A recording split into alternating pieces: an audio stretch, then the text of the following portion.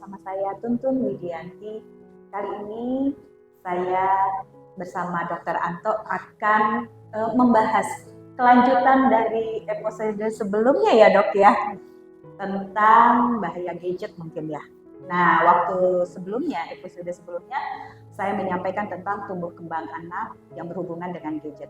Nah, sekarang saya mau tanya-tanya dokter nih jadinya nih dok, yang berhubungan dengan fisik ketika anak sudah kecanduan gadget. Ya dok, mangga silakan. Boleh. Ya, jadi memang saya juga terinspirasi ya dari video podcast kita yang terakhir itu ya tentang pengaruh tumbuh kembang anak akibat penggunaan gadget, tentunya yang berlebihan ya. Sekali lagi ya, memang sudah zamannya dan tinggal bagaimana kita menggunakan dengan baik. Nah, kalau untuk anak sendiri ya sudah tentu, mungkin sebetulnya banyak sekali ya efek secara fisiknya ya, mulai dari matanya, mulai dari daya tahan, mulai dari tadi ya kalau kita bicara proses otak daya tangkapnya dan segala macam. Ini sebetulnya pasti banyak. Tapi mungkin untuk video kali ini saya akan sampaikan mungkin dua sih yang akan sangat berpengaruh. Yang pertama ya tentu saja dari daya tahan atau perkembangan fisik. Ya namanya anak-anak itu kan sebetulnya ada masa pertumbuhan ya kan. Dan pada masa pertumbuhan ini diperlukanlah aktivitas harusnya kan. Aktivitas itu ya harus aktivitas fisik. Betul dok. Ya nggak mungkin anak itu bisa tumbuh dengan baik, tulang-tulangnya kuat, ototnya berkembang, jantung parunya bertambah kuat kalau ya kerjaannya cuma duduk lihat HP. Ini betul, kan sudah jelas. Iya. Iya betul. Tidak seperti dulu ya. Kalau dulu kita permainannya tuh kan ada main petak umpet, kemudian ada galasing atau segala yang berhubungan dengan fisik, loncat, lari semuanya. Tapi kalau sekarang saya lihat memang betul dok, di halaman rumah atau di halaman komplek ya, kok jarang ngelihat anak-anak tidak seperti dulu. Kalau dulu sebelum ada zaman gadget atau HP ya dok ya, masih ada anak yang main bola di lapangan, masih ada yang main sepeda, skateboard. Kalau sekarang dok, sepi tuh lapangan dok.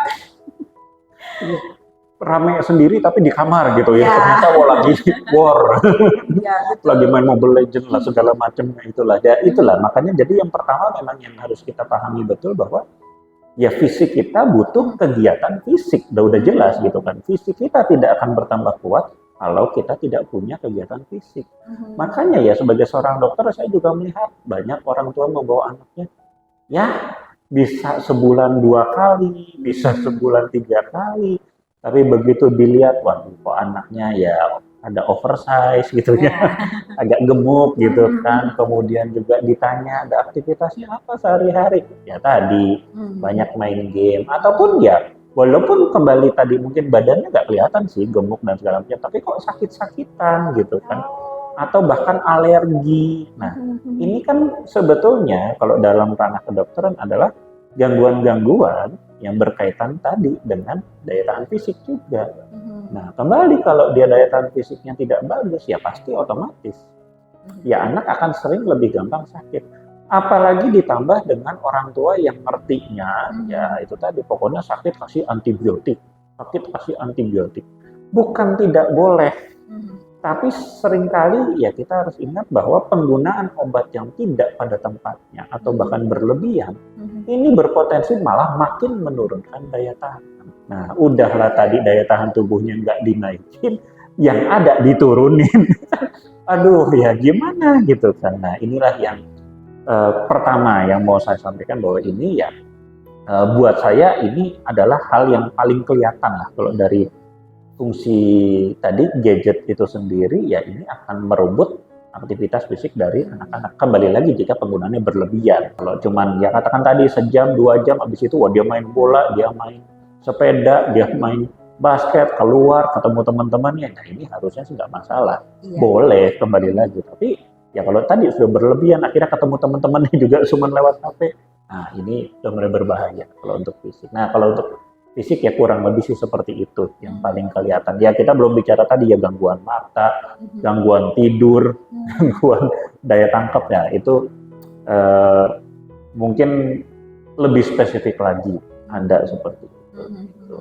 Berarti memang apa namanya dampaknya ketika anak apa namanya kecanduan gadget tuh memang luas sekali ya, bisa ke arah tadi gitu kan, tumbuh kembangnya, kemudian psikologisnya, kemudian secara fisiknya juga ya dok ya. Karena yang saya lihat juga sekarang tuh udah mulai gitu kan, anak-anak kecil yang matanya harus menggunakan kacamata ya itu tadi karena terlalu sering melihat layar handphone gitu kan. Kemudian ya tadi gangguan tidur juga karena ternyata gitu. Apalagi ketika libur ya. Jadi seperti dibolehkan oleh orang tuanya untuk menggunakan gadget pada malam hari sampai subuh.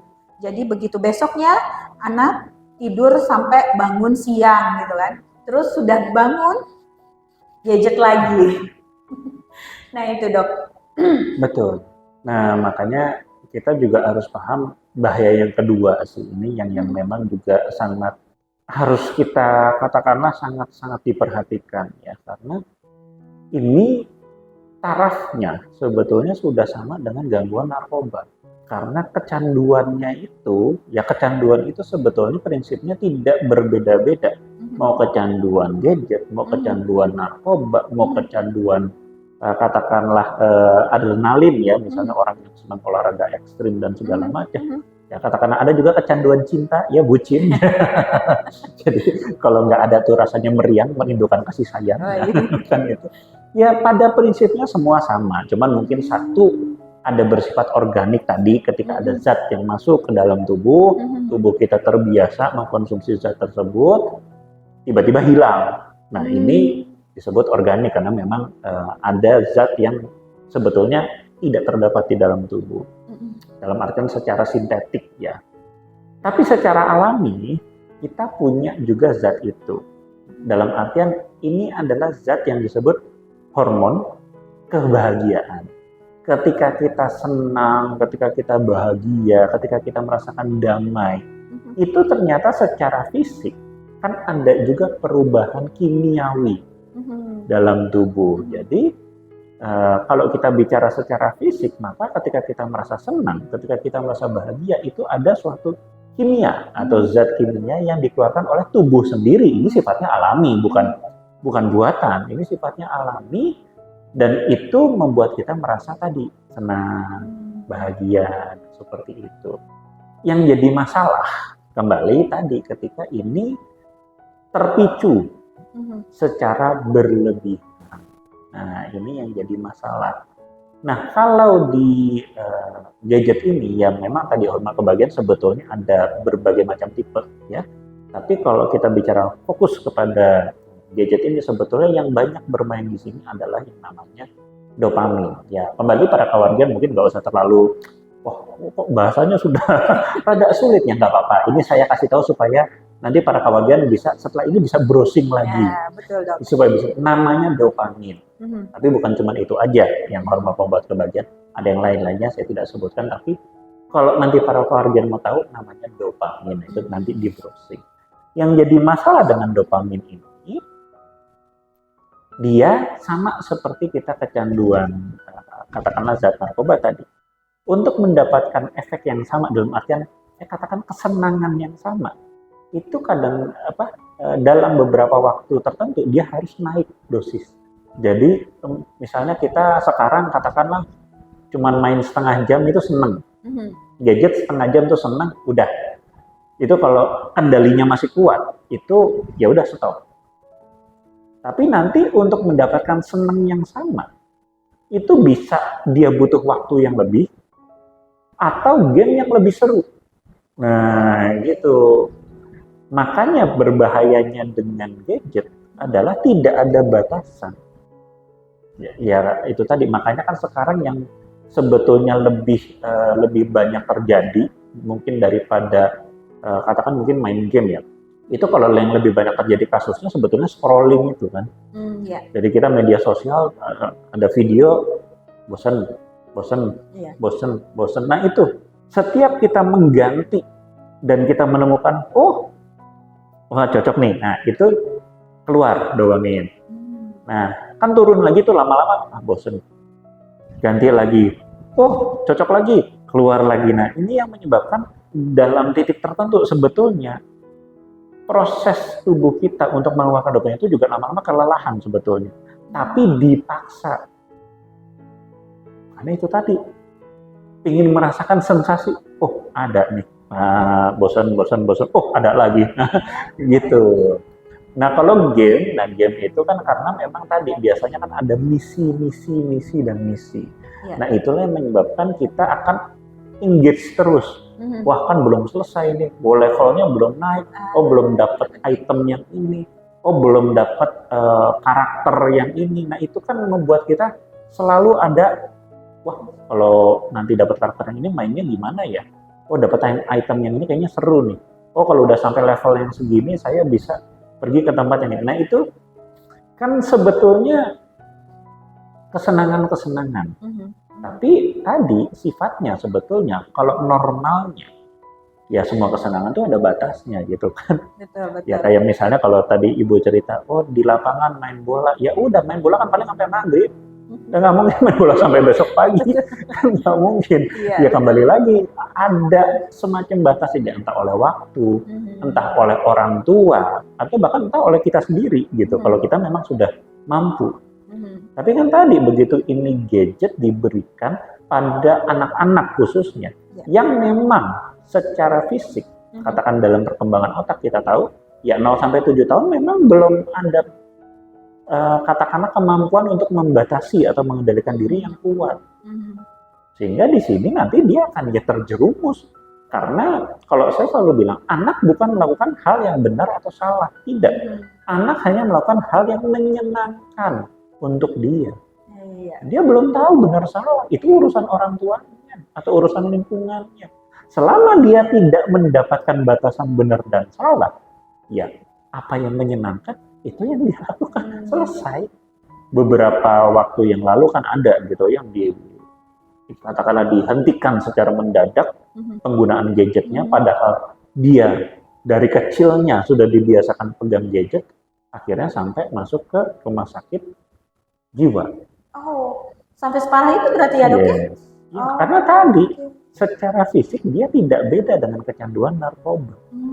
Karena dia sudah terbiasa mempunyai zat, ya tadi itu dopamin yang terlalu tinggi. Jadi kalau ini nggak tinggi, antara ya itu tadi, kalau ini atas kesadaran dia, di mana untuk anak-anak dan remaja tentunya ini kan agak sulit ya. Berharap anak-anak ini sadar sendiri gitu kan, kamu tuh sadar. Sekarang tuh sudah zaman, ya anak umur 5 tahun, 7 tahun ya kan nggak bisa. Belum mengerti sekompleks itu belum. Tadi saya bilang, dia hanya melakukan hal yang menyenangkan. Nah, kalau ini terjadi dengan kesadaran dia, ya dia bisa mengendalikan penurunannya. Tapi yang jadi masalah ketika ini mendadak dan dia tidak mau. Loh, kenapa kok saya harus dihentikan? Selama ini kan nggak masalah. Ini hal yang menyenangkan. Bahkan saya sampai bilang dulu, hati-hati ketika Anda mengambil suatu gadget dari anak Anda yang sudah terbiasa dari kecil pakai gadget. Anda bukan mengambil sebuah HP. Anda mengambil hidupnya. Anda mengambil sesuatu yang sangat berharga untuk dia. Untuk orang tua mah apaan sih HP doang? Iya, betul. Tapi bagi anak, ya sebetulnya kan bondage-nya ya.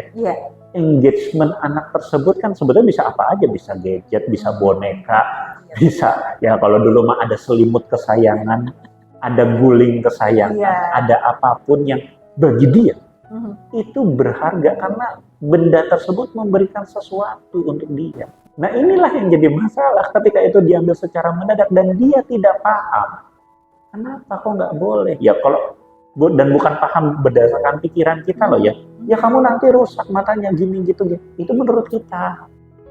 Bagi dia mata rusak nggak apa-apa. Yang penting saya senang. Nah kan itu kan bedanya di sana. Iya. Gitu. Jadi betul. Kita harus siap-siap dalam artian kalau ini saya ambil, maka apa yang bisa menggantikan hal ini? Cukup mengerikan juga ya kalau dibilang ternyata ini sama dengan kecanduan narkoba. efeknya gitu ya, karena Betul. dopamin tadi ya yang terus naik dan wow gitu kan, maksudnya ini dampaknya berarti sangat-sangat serius ini, apalagi untuk anak-anak ya dok ya. Ya, karena kembali lagi tadi, anak-anak kan belum punya tujuan yang clear gitu loh. Ya mungkin kalau sebagai orang dewasa main game itu ada tujuan, oh enggak, saya cari duit kok dari sini. Oh enggak, saya ingin meneliti karena saya ingin menciptakan game sendiri. Ya ini kan akan ada tujuan-tujuan yang sebetulnya bisa saja positif sebetulnya. Tapi kembali, ini tidak bisa kita harapkan dari anak usia 0 sampai, ya katakan sampai bahkan sampai 12 tahun. Iya. Betul. Belum bisa. Jadi ya kita harus tempatkan HP tersebut sebagai ya memang katakanlah pengisi waktu dia boleh, atau ya sarannya dia untuk belajar katakan boleh. Tapi kembali tadi, sekali lagi juga kita tidak bisa untuk menyerahkan kendali tersebut kepada anak. Kitalah yang mengendalikan apa yang mau dia tonton, apa yang mau dia mainkan, berapa lama dia main. Nah inilah peran orang tua di sana, karena tadi kalau menurut dia, ya saya senangnya main 2 jam, atau tadi saya senangnya main sampai pagi. Kenapa? Kembali lagi, sesenangnya dia. Iya. Bukan benar atau salah, nggak ada urus. Harusnya malam tidur. Ya saya senangnya malam main game. Nah, beda lagi tadi. Ya kembali lagi tadi ya mungkin sebagai ini juga ya, sebagai penutup juga. Ya kalau dari saya, kembali lagi anak umur 0 sampai ya sebetulnya kalau sekarang mungkin ya sampai 12 tahun lebih bagus, tapi betul. sampai 7 tahun ini vital sekali untuk dipenuhi, yaitu tadi kebutuhan emosionalnya mungkin ya. Karena ya kan kembali lagi tadi kebutuhan fisiknya ada yang harus kita penuhi, tapi kalau saya melihat kalau kebutuhan, kenapa anak bisa bonding dengan hal-hal selain orang tuanya ya tadi ya. Seselimut, bisa guling, bisa botol susu, bisa gadget. Ya kembali, karena ada kebutuhan-kebutuhan emosional, rasa aman, rasa dicintai, rasa mau dipahami, rasa diakui, kendali dia ini yang tidak terpenuhi oleh lingkungan di sekitarnya, sehingga dia mencari pemenuhan tersebut dari hal-hal lain selain orang tuanya. Sayangnya ini akan mengakibatkan gangguan ya tadi Ibu bilang, kemarin kita bahas dari tumbuh kembangnya, dari psikologinya, dari sosialnya, dan sekarang saya bahas dari fisiknya juga tidak kalah mengerikan. Mari kita sama-sama untuk jauh lebih mengenal anak-anak kita, jauh lebih mendekatkan diri pada anak-anak kita, supaya sekali lagi bisa jadi ya anak-anak yang memang nantinya bisa kita banggakan. Wow, menarik sekali ternyata para kawargian. Ini yang perlu diperhatikan ya, sangat-sangat perlu diperhatikan. Tentang gadget, bukan tidak boleh, tetapi boleh asal ada batasan dan juga ada kendali dari orang tua. Jangan sampai pada akhirnya kehadiran orang tua dipindahkan atau digantikan oleh gadget yang pada akhirnya ini akan membuat masalah di kemudian hari. Yang tadinya merasa bahwa ini adalah solusi untuk agar anak bisa merasa nyaman karena tidak ada kehadiran orang tua, ternyata jadi masalah di kemudian hari. Baik dok, terima kasih banyak pembahasan hari ini. Inginnya sih masih banyak ya yang ingin dibahas karena pembahasan cukup menarik pembahasan kali ini. Baik, kawargian Sayaga, mohon maaf dari kami jika ada kesalahan, dan jika ingin melihat seputar kegiatan atau informasi dari kami ada sosial medianya di IG maupun Facebook di Sayaga Hipnoterapi Bandung. Dan jika ada yang ingin disampaikan, kritik maupun saran, silahkan tulis di kolom komentar. Dan jika ingin melihat informasi lebih banyak lagi mengenai Sayaga Hipnoterapi Bandung, silahkan kunjungi hipnoterapibandung.com. Baik, terima kasih. Salam eling waspada, lan Sayaga.